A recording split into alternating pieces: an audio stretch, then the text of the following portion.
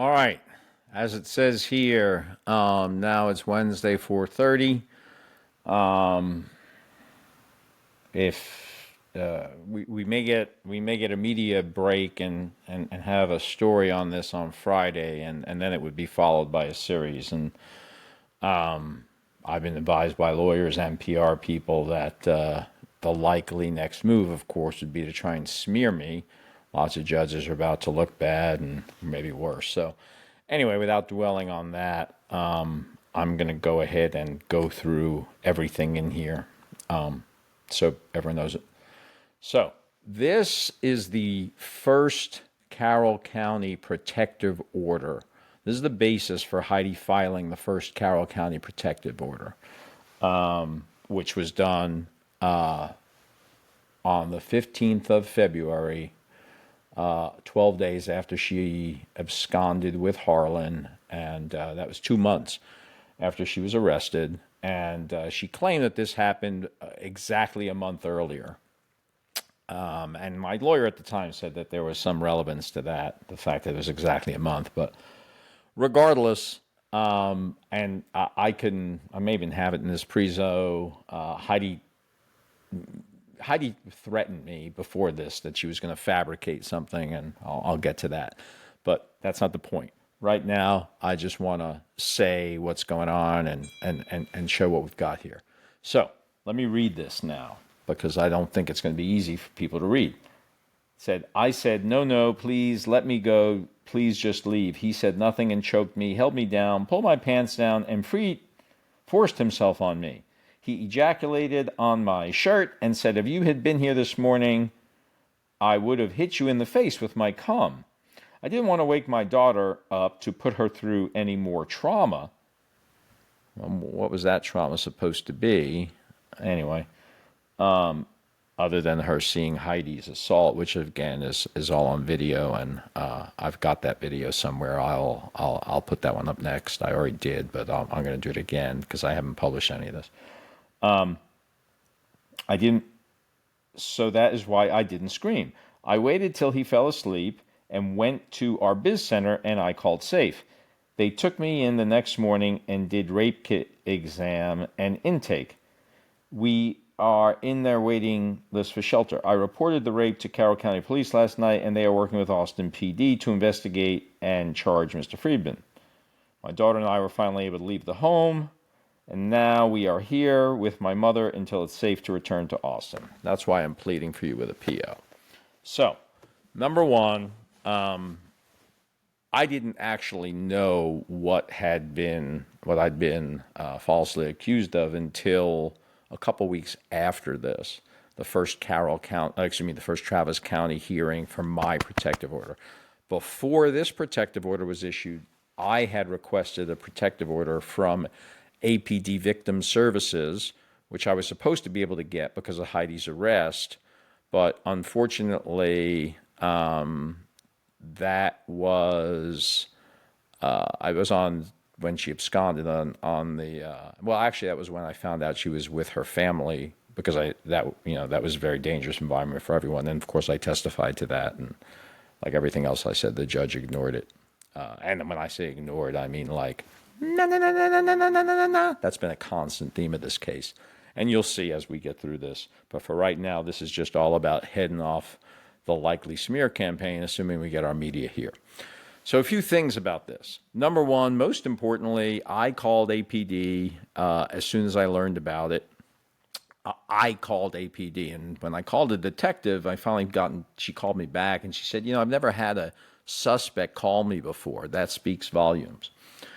And I said, can I come see you tomorrow? And she said, I'm off tomorrow, and I got 5 minutes for you. Anyway, we ended up talking for an hour and a half, and I came in on the first possible day because obviously I wanted to put this to bed. There'll be a whole episode at some point about the incredible interactions, and I'll go through the police report. But for right now, I will just say this. Number one,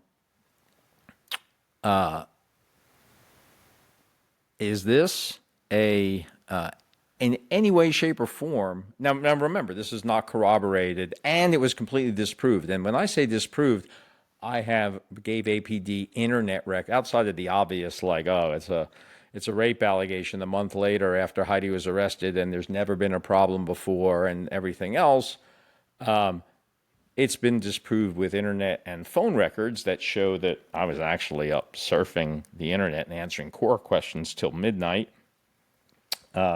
Shows that Heidi didn't call safe in the middle of the night after I fell asleep. That shows that. So there were those two things, and then the ultimate proof. Well, there was lots and lots of other things that APD. There was completely inconsistent stories between what she did when she went to safe and what she told the police. And it was so obviously false in the first place. I mean, honestly, nobody took it seriously. And it's hard to know whether Judge Jessica Mangrum actually took this seriously or didn't give a shit, or there was some deeper motive for doing what she did, because she really did not handle this protective order hearing. I mean, she's handled, what she's done is horrific, but this protective order hearing, she gavelled after 2 hours. She promised that there'd be time for closing. There wasn't. We had tons of evidence that we were prepared to present. They had no evidence whatsoever. But the attorney did. If you can see this, I'm not looking at my camera right now. The thing where you do like shadow puppets because you're trying to kill time? That's what he was doing, but instead of shadow puppets, he was just making one baseless allegation after another. He said, oh, the police were going to come, but first they had to call a SWAT unit to bring out ballistic shields. And it was just so comically outrageous that nobody took it seriously. But the world we live in, APD investigated it. And by the way, while I was at APD, Heidi invaded the apartment. And it turns out that she was improperly told that I was going to be at APD at that time by her victim service counselor. I had one of those, by the way, after her arrest. She just used this. Of course, she wasn't a victim, and she just used this as part of a setup. And by the way, her victim service counselor is, I think, a Texas UT undergrad. So, of course, she was pulled in hook, line, and sinker. But regardless, the point is this has been completely disproved. And then in the hearing last November, when APD for the second time testified on my behalf, they said, we found that, and I submitted to a DNA test. And the reason I did was because, they said, look, if your DNA's there, obviously it doesn't prove anything. You're her husband, and she has unlimited access to your DNA, and you're her husband anyway. But if it's not there, and someone else's is there, that would be pretty interesting, right? I'm like, you're damn straight it would. So I submitted to a DNA test, never got any results because Heidi died. But in the last hearing, what we found out was my wife, who knows? It was probably Deborah who gave her this idea. And Deborah's not very smart. And Heidi, of course, at the time was completely nuts. And I'm sorry to say that. I loved my wife. And at some point, we can get back down to all the ancient history of how we tried to help her and everything else. But it's all faded into the background, and it doesn't matter. The fact of the matter is she destroyed. She had no idea that it would come to this. Nobody did. No one could imagine. This is impossible. Once again, if I go back to the legal parameters, there's no accuser. There's no act specified. I was cleared of this act. I was cleared of the obviously false allegations that were made to Child Protective Service after they were investigating Heidi. And I'll get to those in a minute. But in any case, so I read that to you. That's been completely disproved. And so that was allegation number one. Now, a week later, no, not a week later, I'm sorry, a month later, came this one. And so let me see about reading this one out. So this one, okay, this one says, he held us against our will in Mexico, or he held us in Mexico against our will in 2017 to 2018. Now, it's all the people who visited us in Puerto Vallarta, and all the travel records show, and the absurdity of that on the surface of it. And by the way, that includes many trips by Heidi on her own. But regardless, it says, held us in Mexico against our will. He's been calling my daughter and telling her he is coming for her no matter what the court says in Texas. Of course, I said I was coming for her. And the court has no basis for standing in my life, and that's the number one way that the appellate court is complicit with this judge, and that standing was fabricated by the judge, because there was no possibility of Deborah having standing. She had no standing in her life. She'd been estranged for the last 6 years. Many people, well, nobody knows anything. I actually asked for a protective order against Deborah the day that this was denied by Maryland. And my lawyer said, there's no way that can happen. She has no standing in your life. Well, here she is, alcoholic, with probably killed Heidi. But we'll get to that. So anyway, held her against her will. We had a hearing today for emergency orders, but it was delayed. Not sure when I will have enrolled. I have enrolled my daughter in school. Now, by the way, that is an explicit violation, one of dozens of the standing order that she was supposed to be bound by. But I can't take her till I know it's safe. I know he will pick her up from there if we don't have a protective order. He has also been sending a video of the little boy next door in Texas. Video, boy says, I can't wait to see you. This is the little boy who introduced her to porn. This may be the single most disgusting thing of all the disgusting things that Heidi did. There's no words to describe the disgustingness of Deborah and the court, and Mangrum in particular. But what Heidi did is she essentially tried to smear Harlan's best friend, a little boy who was really missing her. And I sent her a video, and she was so happy to get it. This is so disgusting. Then it says, exposure to porn while Howard left them alone with Amazon tablet. Now, by the way, the day that she says that happened, they weren't together. They were together the next day, but they were at the boy's house. There is no Amazon tablet. The Amazon tablet's at our house. So there's no way, not like she takes it over there.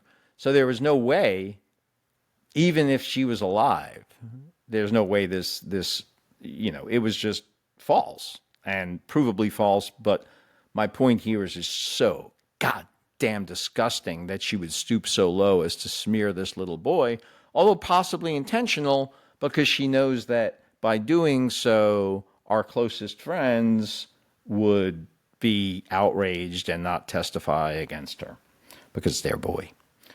And our closest friends at the time, I haven't seen them, and obviously this whole thing has cost me, everything and so many friends. And that's what happens when you get the Me Too smear, and the judge knows it, and she's a pro, and Deborah's a pro. And Heidi learned from Deborah, and this is all Deborah's scheme. But anyway, everything in here has been disproved. So in other words, I'm not supposed to have to prove myself innocent. She's supposed to have to prove me guilty. Regardless, everything in here has been disproved. We've disproved holding her against her will, and we've disproved exposing Harlan to porn. In fact, Harlan's therapist, who she spoke to the night before Heidi absconded with her, and of course there were no issues of abuse or anything else, Heidi's therapist discussed this with her because Heidi had made this allegation, and hats off to Simone, because Simone said, that sounds like a setup. But yeah, a few weeks earlier, Heidi had said, I found porn on Harlan's tablet. And Simone was right. It was a setup. Anyway, point is, we disproved the possibility of it between the records of when he was there, when Harlan was there, and most importantly, the therapist asking her about it and talking with her about it and telling there was no issue. All right, so let's move to the next one. Okay, this is legit. This is legit, obviously. Heidi is bruised to shit, as you can see here. I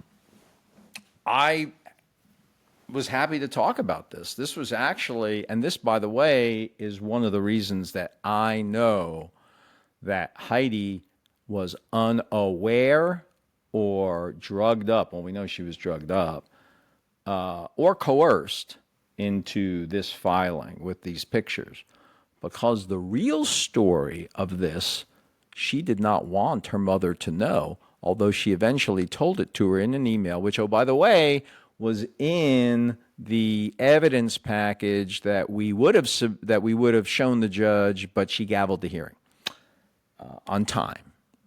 How about that? Without us, so that's how seriously she took it. Lives at stake. But 2 hours, we're done here. You're denied. Actually, she waited 2 days to deny it. Here's what really happened here. Well, first off, let me just say, how is this disproved? We have the hospital record. I described the story. Heidi went to the hospital. An ambulance took her there, and Harlan and I went with, and then we waited. Heidi described to the doctor precisely what happened. I'd seen the medical records, but I never bothered to translate them because who cares? But it turns out she told the truth, as you would imagine. She had a seizure, and she passed out. And, I could reenact it. It was horrible. If anyone saw like Austin Powers Fembots, that's what she started to do. And her hands went like this, and then she just went boom, and she smashed her head on the counter. She fell down. She smashed her head on the concrete floor. I went nuts. I thought she was dead. Thankfully, we were in the Icon Vallarta. They had security. One of the security is a medic. And they came up. They wrapped up her head. They brought her across the street.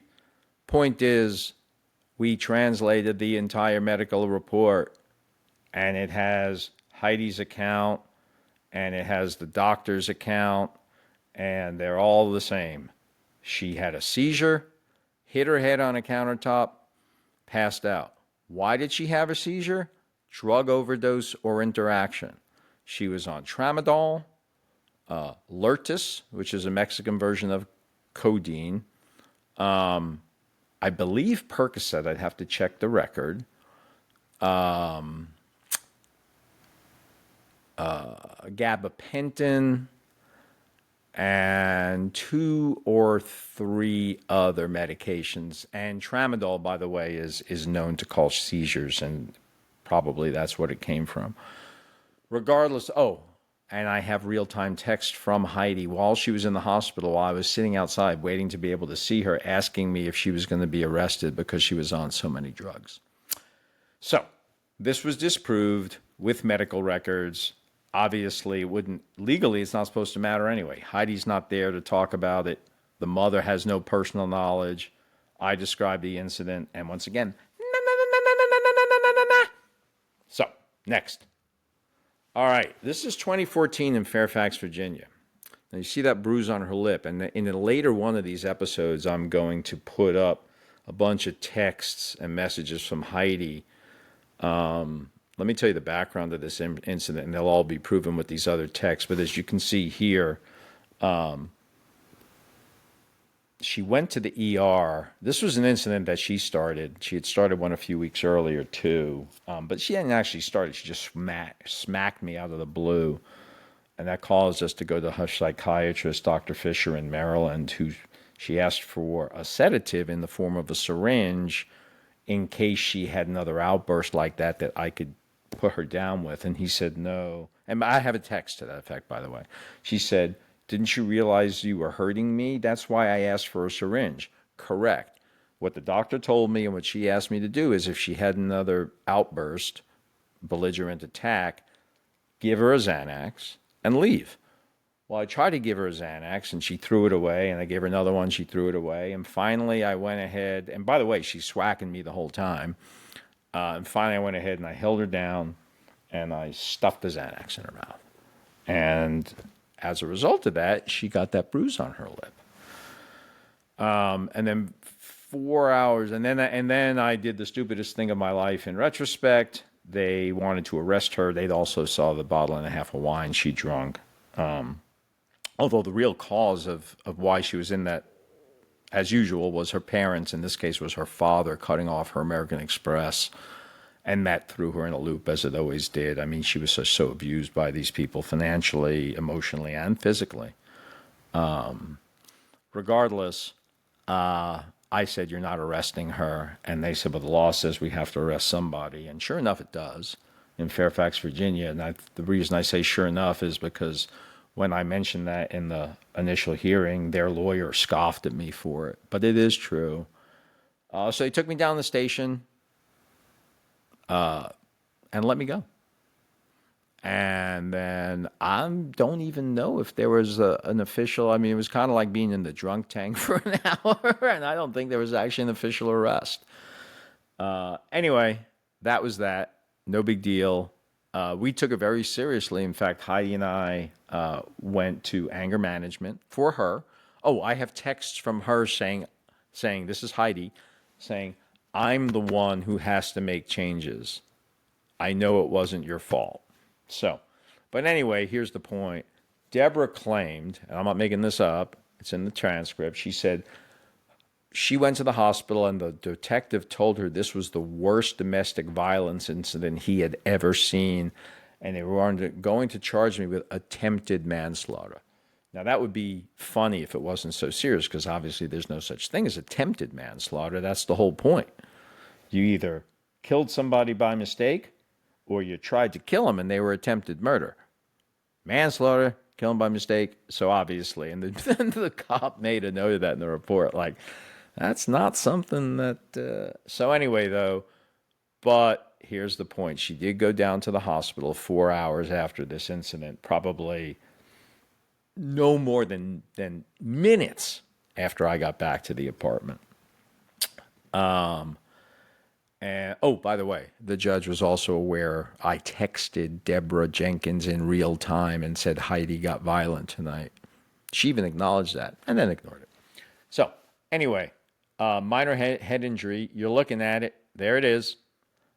Chest wall contusion. Right. Sounds bad. Contusion's a bruise, I find out.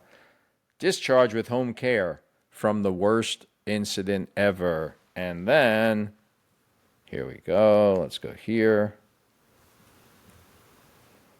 See those pictures? See what she's doing with her arm there? Her supposedly broken ribs. She claimed that there were 3 broken ribs. Here, I'm going to read this part. This is on the front of that. 3 broken ribs, blood on face, multiple hematomas on face. He was arrested, Fairfax, wanted, attempted manslaughter charge, hospitalized in Mexico, hematoma on face, needed to be resuscitated. That is true, she did need to be resuscitated. We already went through that. And like I said, medical records. These medical records, by the way, this is one of the unbelievable things here. These medical records were in possession of Heidi's counsel. There's going to be a whole bunch of episodes. This lawyer is essentially, more than the judge, responsible for this whole thing, because lawyers are supposed to be honest. And she is as pathological a liar as Deborah. And Heidi was a damn good liar. In fact, I will at some point play a video of Heidi from after she went nuts, from the day before this supposed rape attempt, saying, wasted, by the way, saying, I don't care who I fuck over anymore. And she wasn't talking about me. She was talking about other people in the jet business. Actually, I think it was that's not the one I was talking about. There's another one. Anyway, point is obvious lie. More importantly, completely disproved with medical records and texts from Heidi and an email describing the entire thing and a bunch of Facebook messages, which I'm going to find, to her aunt explaining what happened. And like I said, I have texts. So the whole point is number one, this was 8 years earlier, and number two, it was resolved. And by the way, if I were a judge and a real judge, of course, because I would be a real judge, I would go, you had a premarital incident in 2014 and there's been no issues since? That's actually pretty good. It's not as good that there being no premarital incident. But again, medical records prove it was that they exaggerated it. Not even exaggerated. They completely miscategorized. It was a minor incident. I actually have some pictures of my injuries. They're the same as this. I actually think I have a couple cuts. I also have pictures that I went to present that, again, because the hearing was gavelled of when Heidi assaulted me in Brazil about 6 months later. But that's a whole nother story. Let's just get through this. Because, again, this is about what they might smear me with. So, horrible pictures. Actually, that's not really so horrible. Here she's obviously hiding her supposedly broken ribs. So, now, this is interesting. I have no idea what this is. I'm looking at the phone case. That's Heidi's last phone case. I'm looking at...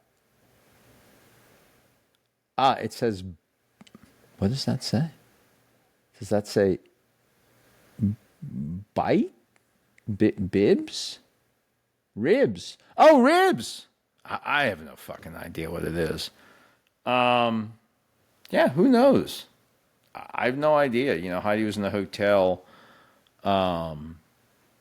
Like Simone said at the time, it was very contrived. That's a whole episode of this miniseries.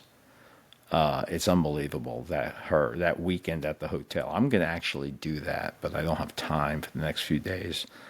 That is horrific. If it weren't for the tragic ending, it would almost be comical. Anyway, we don't know what these are.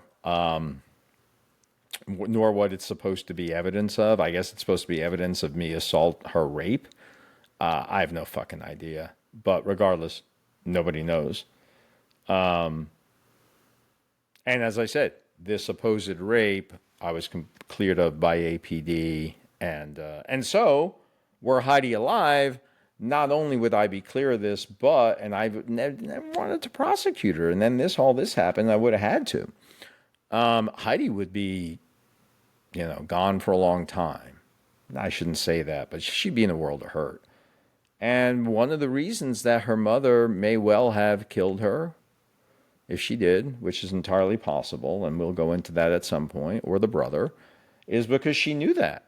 She never cared about Heidi. Heidi even said in medical records, or therapist records, submitted to the court, that she never even had a real mother. And the number of... Anyway, disproved. Smear me with this? Fine. I've disproved it all. So, in case this turns up someplace, if we get some media. Next.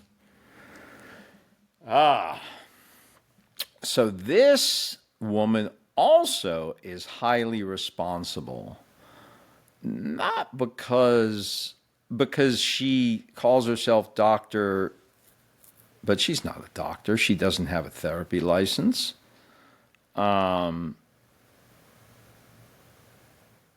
Anyway, I will post this woman's notes when we put this website together. And by the way, she says she's never seen me, never talked to me, never met me. She essentially advised Heidi to leave, to call the police, to go... She basically told Heidi, on the basis of nothing more than what Heidi said, no therapist would do that. No real therapist would do that. That's insanity. I mean, someone's telling you all these things. I mean, come on. You don't tell them to say... Anyway.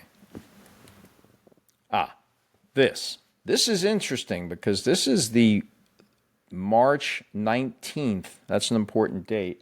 Letter from Texas Child Protective Service ruling out abuse on my part. either physical abuse or neglectful supervision on my part and Heidi's part. The only reason I'm in here, by the way, is because after Heidi, they opened an investigation because of Heidi's arrest.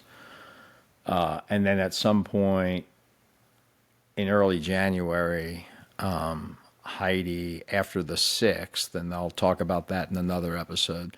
But I put this up here for a reason.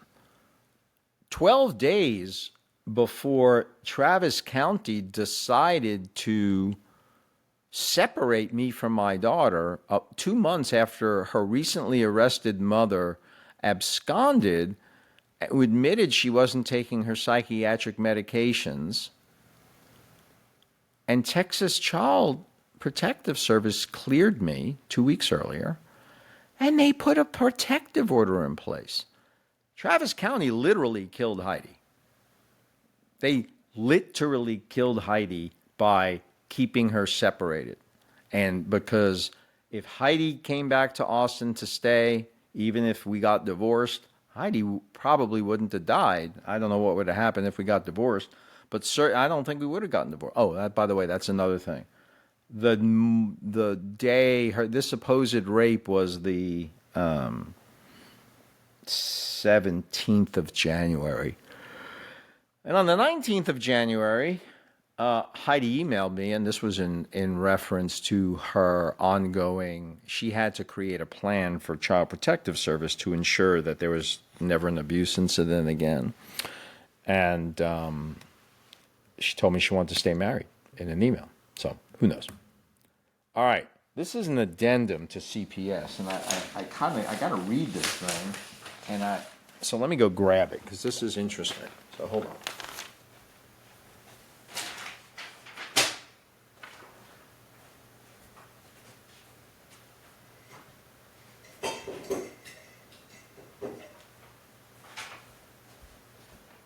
Okay, got my paper copy here, and I got a magnifying glass in case I need it. That doesn't work very well. Okay. This intake is recommended for downgrade to priority none, as there is no indication that the child was physically abused. She sustained a broken leg while out in public at the dog park riding her bike. That's not true about riding her bike. It's just at a dog park. It was actually the lawn behind our building in front of the river. There was no report from any medical staff who casted her leg that filed a report for abuse as it occurred. According to a contact by law enforcement addressed this as well, and the child and father had the same story of how her leg was broken. The mother had mental health issues and was noted to mix alcohol and prescription medications. And yeah, that's what Heidi was doing at the end. Her actions, and you know, I tried so hard. I talked to 3 pair of therapists, and anyway. The mother had mental health, became more erratic, and she claimed incidents of spousal rape and other violent actions by the father. In one instance, she claimed that he hit her to the point of losing her teeth. The father...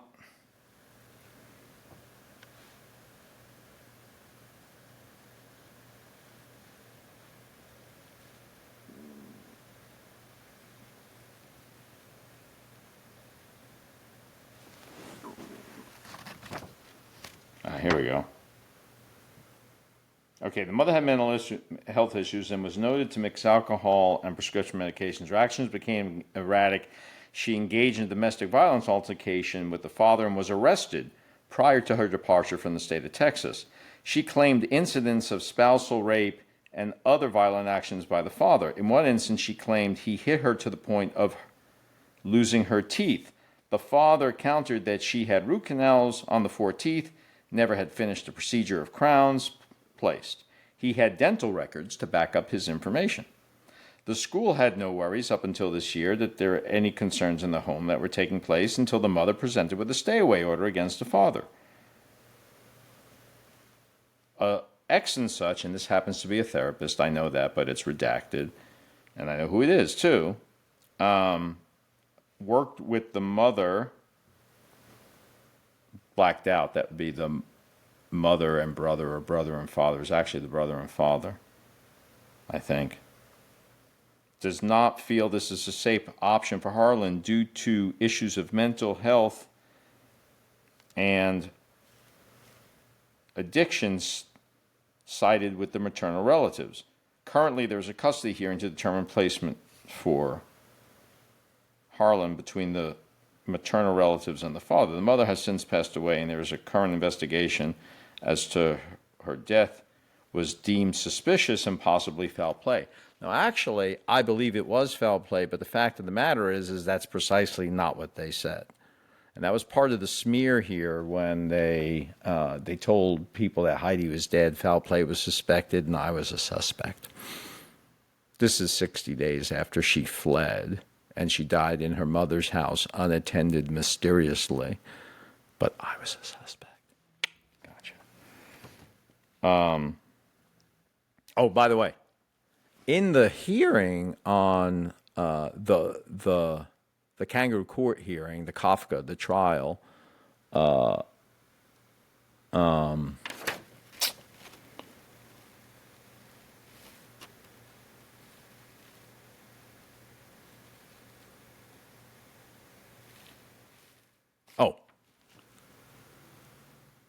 early in the hearing, when it seemed that this judge was kind of being normal, she said she scoffed when it seemed that they were trying to make the case that I killed Heidi. And she said, and my my lawyers put up a travel record proving that I hadn't been in Baltimore until after her death, and proving that I was in Texas on the day of her death. I had lots of records about that. And the judge said, well, I don't see anybody saying that the father killed her, but that's exactly what they ended up closing with. So, anyway, the allegations regarding the father were not founded in prior case. Harlan made no such outcry of abuse, neglect in her interviews. In case, blah, blah, blah, blah, blah, Jenkins Heidi. There are concerns should she not get therapy to process the events that took place in the last few months. It is believed the father will seek such counseling and has wanted to get her back to home and school, which presents some normalcy to her. This indicates some protective capacity on his part. At this time, there is no indication she has been sexually abused despite the depictions she filmed on her tablet. I don't know what that's talking about. Oh, she found on her tablet, and that's not true. That was all a setup anyway. And that's what of course, she wasn't told that. Who would have told her that? That's what we know was a setup, but her therapist found, she hadn't even seen porn.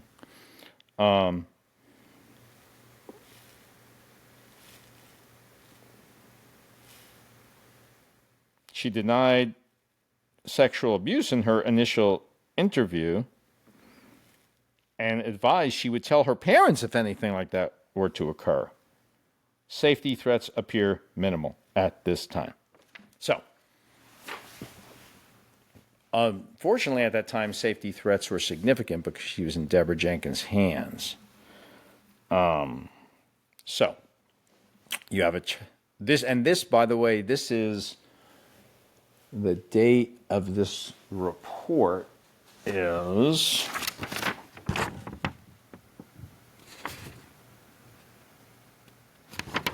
it's on the prior page. I want to say, well, I know it's right about the end of the case. So it's 427 or 428. Anyway, next one. Oh, here it is. Because it was right after this. This is a prior entry in the redactions of theirs. And apparently there's no way to undo redactions from CPS.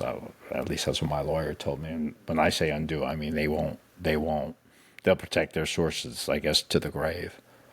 So, and we have no idea what this says. This is them calling Principal Tinnin. Now, Principal Tinnin at Cassis, who's amazing. He's right out of a storybook principal. He was there every single day at let out time, and he stayed with the kids till they were late. And frankly, Heidi was very often late. Anyone who knows Heidi knows that, a half hour late is early to her. In any case, he saw us every day. And we were often together, even though Heidi was supposed to pick her up because, again, Heidi wasn't the most responsible. So, plus we worked together and we were often together. So we go, hey, let's go get her up and we'll go do something. Or maybe we'll just go get her up and come home, or we'll go anyway. Here's what the principal says. He was not aware of any issues with the parents. They were always together when they picked up Harlan from school. Up until this year, there were no red flags until the mother took Harlan with her out of state. She was enrolled since kindergarten. By the way, Deborah said I moved Harlan 24 times. This is third grade. She was enrolled since kindergarten. The mother issued a stay-away order, ex parte false rape allegation. That's me adding that. Against the father this year out of the blue. The next thing the school knew, the mother took Harlan out of state. Harlan never shared any worries, and both parents seemed very dedicated to Harlan from the school's perspective. Okay, so that's it. Now, who knows? I'm not a politician. I've never been involved in anything like this. I don't know what else they can use for a smear campaign. I'm sure that in this day, I'm sorry about the lighting. There we go. I'm sure in this day of AI, maybe they could try and make something up. Anyway, I am going to publish this. I'm sorry it wasn't the best in the world. In the future, I'll try and make these things better. But this is for at least a first shot at my own protection from what I'm advised is an inevitable smear campaign should we get the media that we're hoping to get either in a couple days or maybe next week.